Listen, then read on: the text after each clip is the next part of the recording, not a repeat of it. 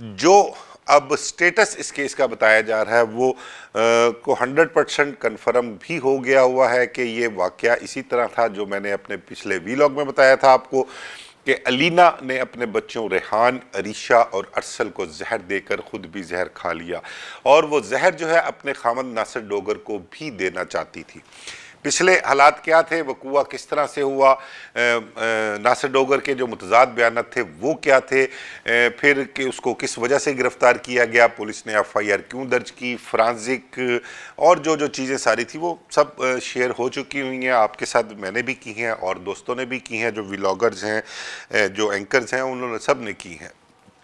لیکن اس میں جو چیز سامنے آ رہی تھی نا کہ یہ واقعہ ہوا کیوں، اس خاتون نے بچوں کو زہر دیا کیوں، خود کیوں زہر کھایا، ناصر ڈوگر کو کیوں مارنا چاہتی تھی، اور اس کو زہر کس نے لا کر دیا، یہ ساری چیزیں جو تھیں ابھی ان کے سوالات جو تھے وہ جاننا بہت ضروری تھے، پولیس کے لیے بھی، عام پبلک کے لیے بھی، اور جو خاندان تھا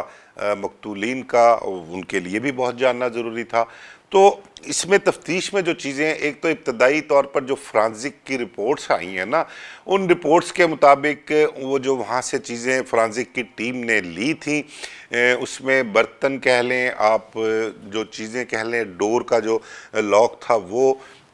اس کے علاوہ صوفے اور جتنی بھی چیزیں وہاں پہ اس سے ریلیٹڈ جو تھی نا، ان سب پر نشان ابتدائی طور پر جو رپورٹ آئی ہے، ابھی حتمی رپورٹ نہیں آئی، میں آپ کو یہ بتا دوں، وہ ایک دو تین دن میں 4 دن میں آ جائے گی، اور اس حوالے سے جو ہے وہ نشانات جتنے بھی ہیں وہ سب جو ہیں وہ اس کے علینا کے جو ہیں وہ پائے گئے ہیں، یہ ثابت ہوا ہے۔ اور پھر کچھ موبائل فون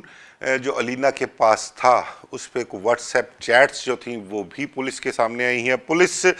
جو ہے وہ چیزیں پبلک نہیں کرنا چاہتی اور نہ کر رہی ہے، کیونکہ دونوں خاندانوں، علینا کے گھر والے بھی اور ناصر ڈوگر کے گھر والے بھی، وہ بھی اب اس چیز کو، کیونکہ اب تو اگر تو پیچھے کوئی چیز ایسی رہ جاتی کہ جس پہ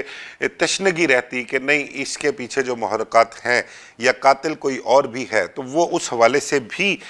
کچھ کہا جا سکتا تھا کہ اس کیس کو لے کے چلتے اور یہ چیزیں ساری پبلک کرتے، لیکن ان کی کوشش یہی ہے کہ اب ایک خاتون مر چکی ہوئی ہے اور جو چیزیں ہیں وہ باہر نہ ہی آئیں تو زیادہ بہتر ہے، نہیں تو اس سے جگ ہسائی بھی ہوگی، خاندان میں بے عزتی ہوگی۔ لیکن پولیس کا کام تو ہے کہ انہوں نے اصل معاملے کی جڑ تک پہنچنا ہے کہ معاملہ ہوا کیوں، کیسے ہوا، زہر کہاں سے آیا۔ تو وہ موبائل پر کچھ چیٹس جو ہیں وہ سامنے آئی ہیں، اور ایک اس کی دوست علینا کی جو تھی اس سے بھی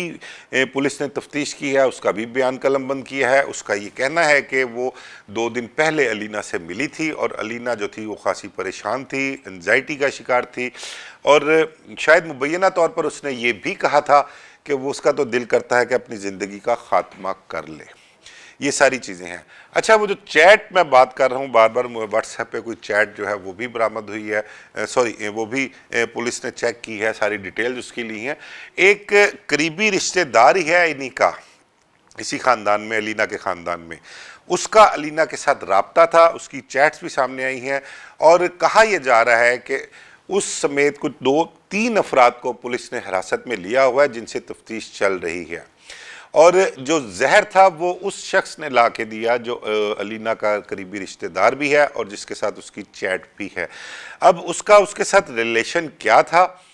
وہ ہمدردی تھی اس کو اس کے ساتھ، یا معاملات کچھ اور تھے، میں اس کے متعلق بالکل کوئی بات نہیں کرنا چاہتا، اور نہ ہی پولیس چاہ رہی ہے کہ اس حوالے سے چیزوں کو اوپن کیا جائے۔ تو بہرحال وہ شخص بھی جو ہے وہ پولیس کی حراست میں ہے جس نے زہر لا کے دیا تھا، اس کے علاوہ 2 لوگ اور ہیں جن سے تفتیش جاری ہے، اور کیس تقریباً آلموسٹ پولیس نے مکمل کر لیا ہوا ہے، کمپلیٹ کر لیا ہوا ہے، لیکن کچھ ٹیکنیکل چیزیں ہیں، رپورٹس ہیں جن کا انتظار کیا جا رہا ہے، اور وہ آنے پر جو ہے اس کو بالکل فائنل کیا جائے گا، اور پھر اس کو تحریری شکل میں اس مقدمے کی جو مثل ہے اس کو وائنڈ اپ کیا جائے گا، اور جو اصل حالات ہیں جو میں نے آپ کے ساتھ بیان کیے ہیں وہ بھی سامنے رکھے جائیں گے۔ اور اس حوالے سے میں نے آپ کو پھر بار بار آپ کو میں نے ذکر کیا ڈی آئی جی انویسٹیگیشن سید ذیشان رضا کا، उन्होंने एक एक चीज़, जब वो बैरून मुल्क से वापस आए हैं तो उन्होंने एक एक चीज़ अपनी निगरानी में खुद इस केस के हवाले से अपनी सुपरविजन में तफ्तीश करवाई है उन्होंने, और इसका कोई भी पहलू जो है वो नज़रअंदाज नहीं किया उन्होंने और ना कर रहे हैं। मैंने आपको फिर बताया कि चारों अमेरिकन नेशनल थे, इस हवाले से बहुत ही अहमियत का हामिल था ये केस, और इस केस को मंतकी अंजाम तक पहुंचाना, उनकी मौत की वजूहात, कौन कौन से किरदार बीच में शामिल, किसका क्या क्या किरदार है, कितना कितना किसमें इसका जो हिस्सा है, वो एक एक चीज़ जो है वो तफ्तीश के दौरान डिफ़ाइन कर ली गई है। और कभी इम्कान है कि आने वाले 2-4 दिनों में जो है शायद DIG इन्वेस्टिगेशन सैयद ज़ीशान रज़ा इस हवाले से कोई प्रेस ब्रीफिंग भी दें और इस केस की तमाम तर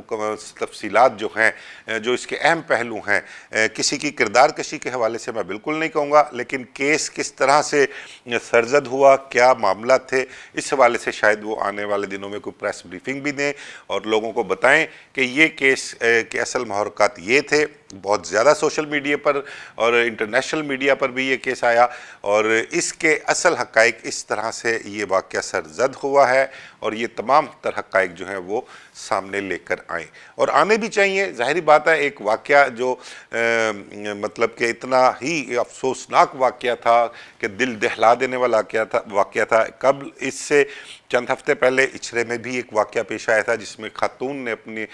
3 बच्चों को अपने आशिक की खातिर, अपनी तमा की खातिर जो है उसने बड़ी बेरहमी से ज़िबा किया था। और यहाँ पर भी 3 बच्चे जो हैं, अलीना ने, अब वो ज़हनी अज़ियत का शिकार थी या उसके पीछे महरक़ात कुछ और थे, ये असल चीज़ अब DIG साहब इन्वेस्टिगेशन या दीगर पुलिस अफसरान जो हैं वो ज़्यादा बेहतर जानते हैं इस हवाले से, और वो क्या ब्रीफ देते हैं वो आने वाले दिनों में पता लगेगा।